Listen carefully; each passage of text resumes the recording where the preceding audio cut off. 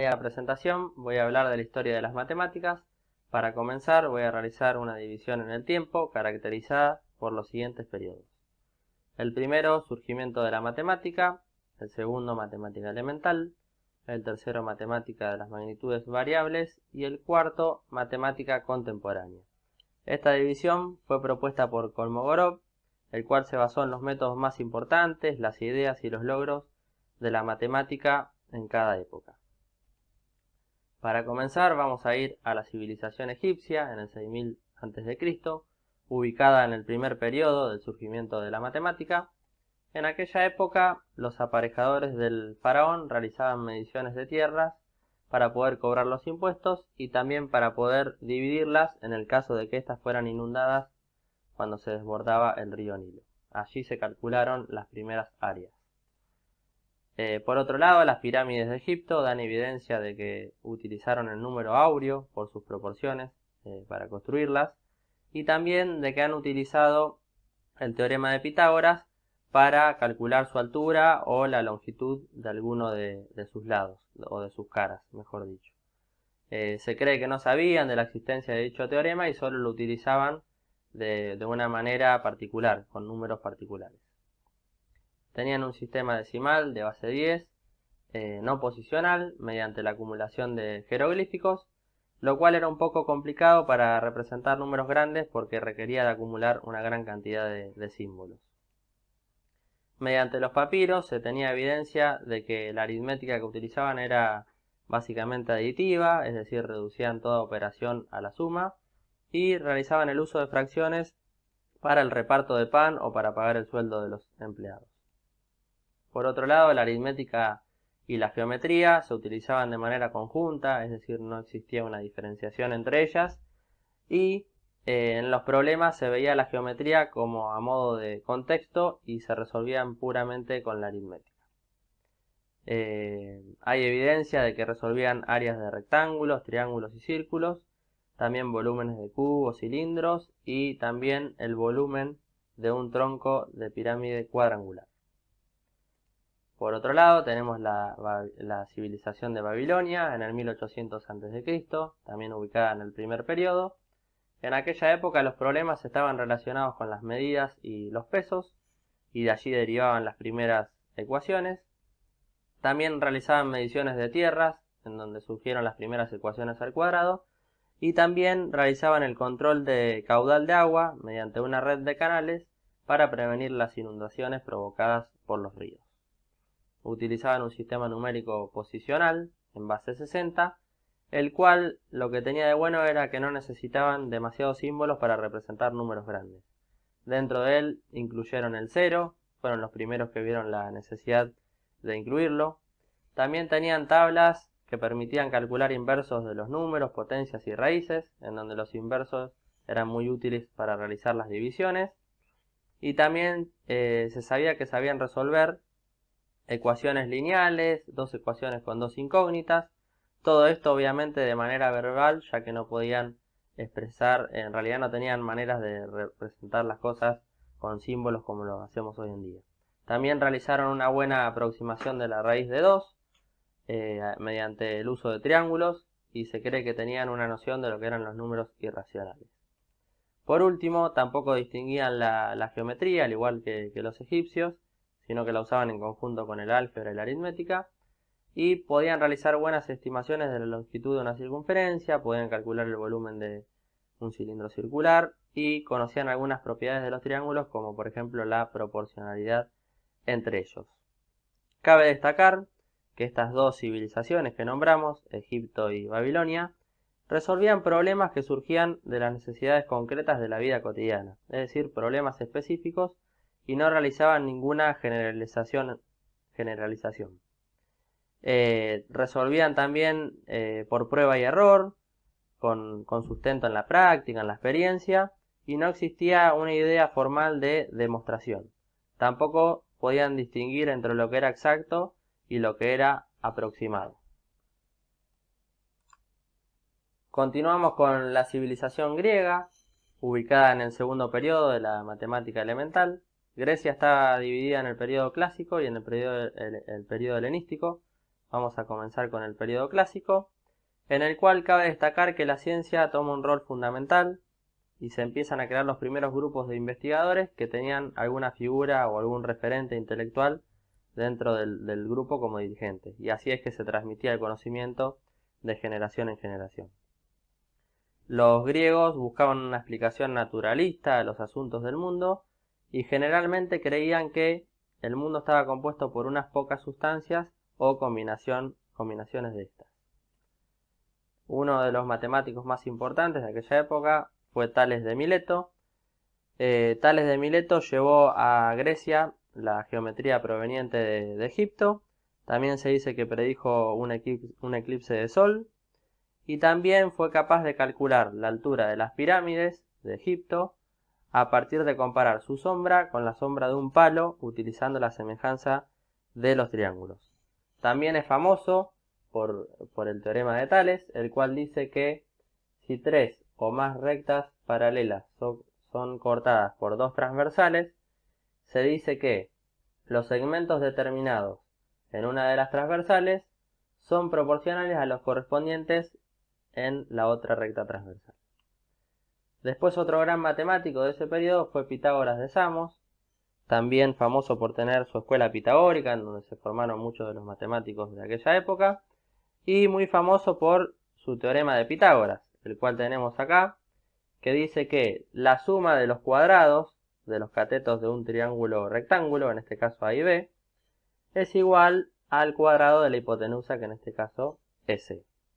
También se sabe que Hipaso, un matemático formado en su escuela, fue capaz de calcular la hipotenusa de un triángulo rectángulo que tenía los catetos con longitud 1 y se dio cuenta que esa hipotenusa era la raíz de 2 y no era un número racional, creándose así en ese momento los números o la noción de número irracional.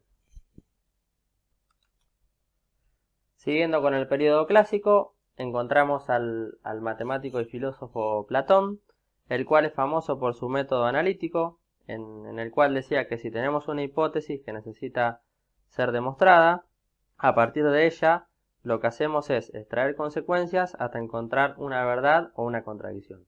En el caso de encontrar una contradicción, decimos que la hipótesis es falsa, y en el caso de encontrar una verdad, se volvía hacia atrás, llegando de nuevo a la hipótesis propuesta, y en ese caso se la daba por verdadera. Este método analítico propuesto por Platón facilitó la organización del conocimiento de manera deductiva en las matemáticas. De esta manera, la deducción se tomó como el método exigido dentro de la disciplina.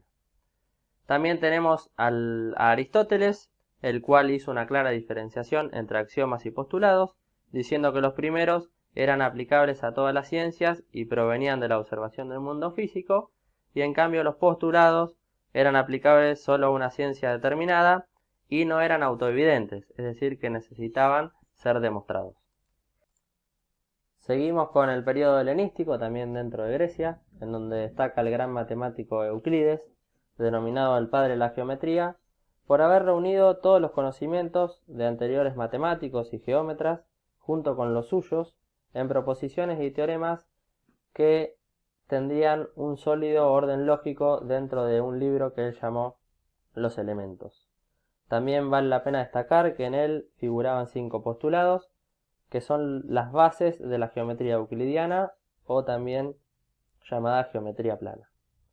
También se destacaba el matemático Apolonio por su trabajo famoso de las secciones cónicas, en el cual le daba una consistencia y sistematización a ese tema que no se había logrado anteriormente con ningún otro matemático. Apolonio definía a las cónicas como la intersección de un plano y un cono recto u oblicuo.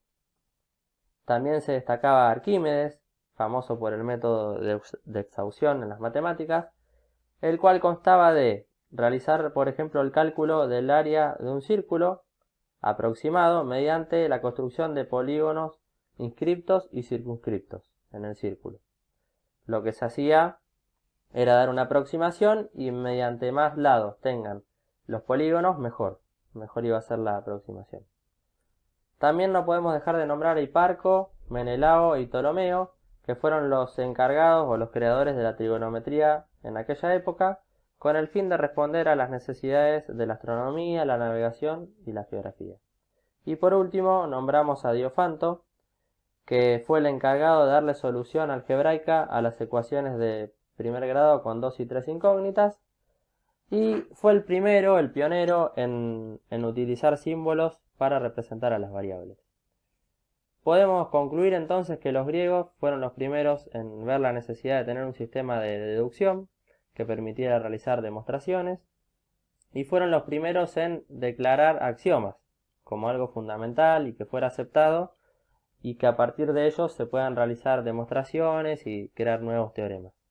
También vale la pena destacar que los egipcios y babilonios, a diferencia de los griegos, creían que el mundo obedecía a los dioses y no a los números y a las figuras como lo hacían los griegos.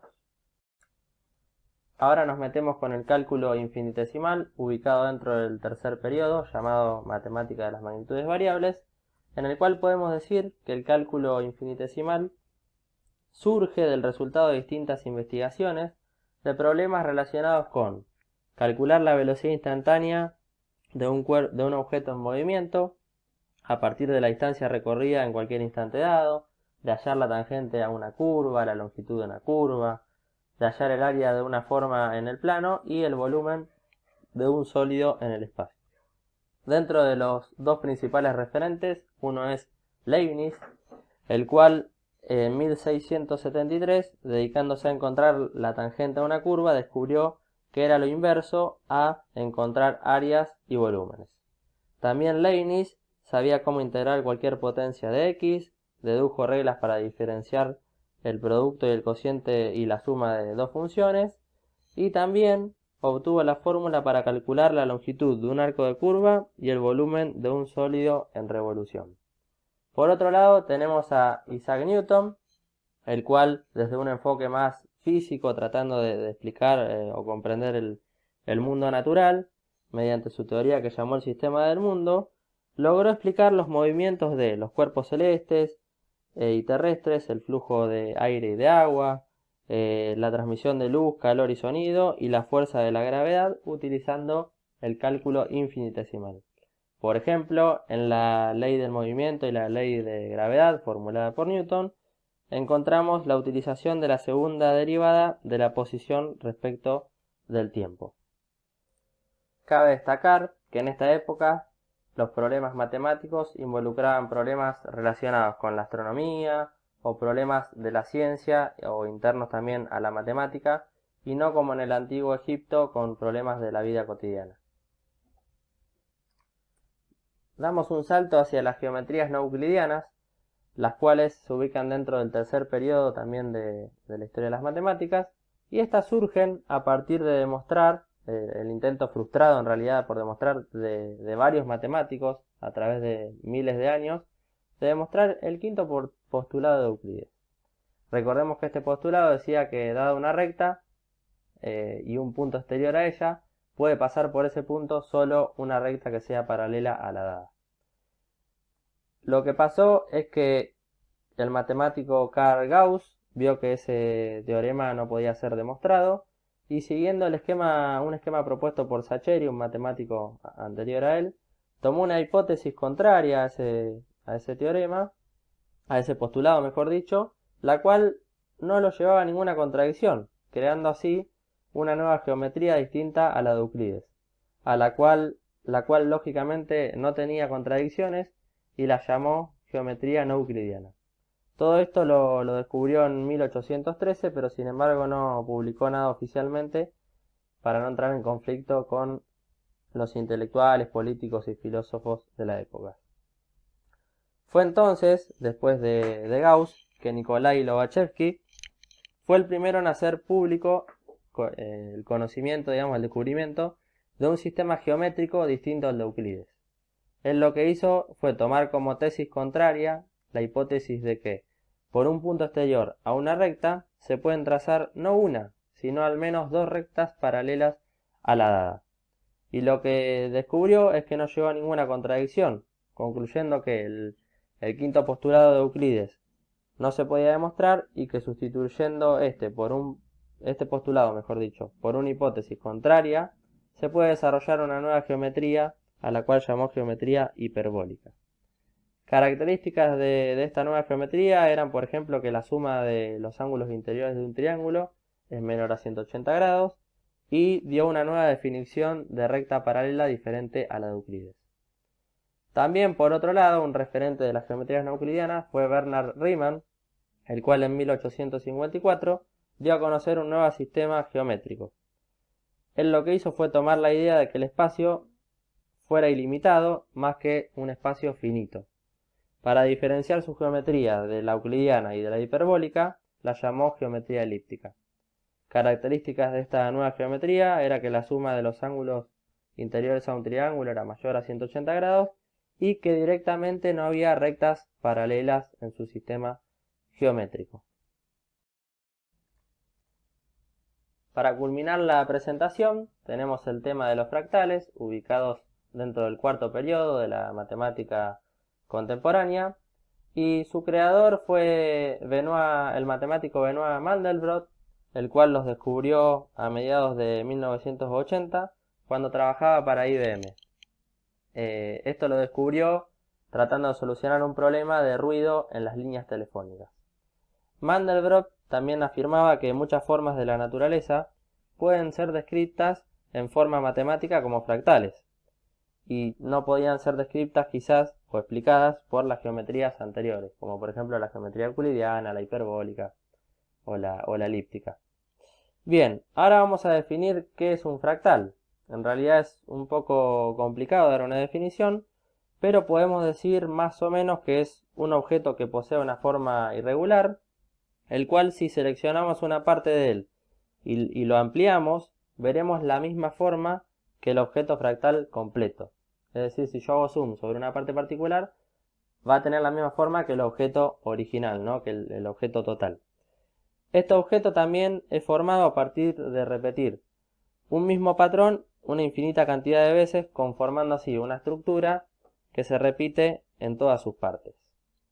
Bueno, los fractales tienen básicamente tres características. Una es la autosimilitud, que ya un poco la explicamos en la definición, que es si yo agarro una parte del total y la amplío, es decir, achico la escala, lo que voy a ver es la misma forma que el fractal total.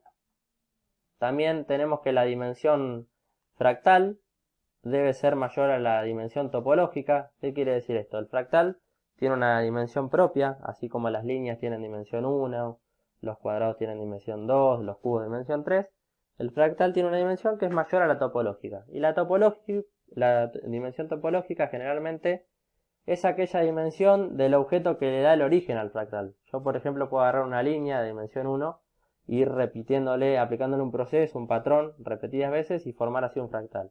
Entonces el fractal va a tener dimensión mayor a 1 y no necesariamente es un número entero. Generalmente la dimensión de los fractales son números fraccionarios o números racionales. Otra característica importante es que es no diferenciable, es decir, si yo tomo un punto cualquiera de un fractal, no lo puedo derivar. Y también un concepto a tener en cuenta es la iteración. Para poder construir matemáticamente un fractal, nosotros necesitamos realizar un proceso, por ejemplo geométrico, una determinada cantidad de veces o infinitas veces. Y bueno, al hecho de repetir ese proceso infinitas veces se lo llama iteración.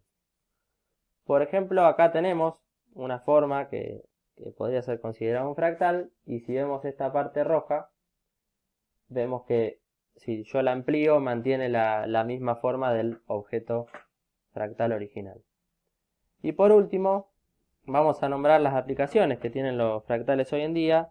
Se aplican, por ejemplo, en el diseño de indumentaria, en la creación de efectos especiales en las películas, en los diseños de antenas para celulares, en el análisis de terremotos, en las neurociencias, en la compresión de imágenes de PC y también para describir el latido, por ejemplo, de un corazón sano. Bueno, así terminamos la presentación, así que le agradecemos por su atención.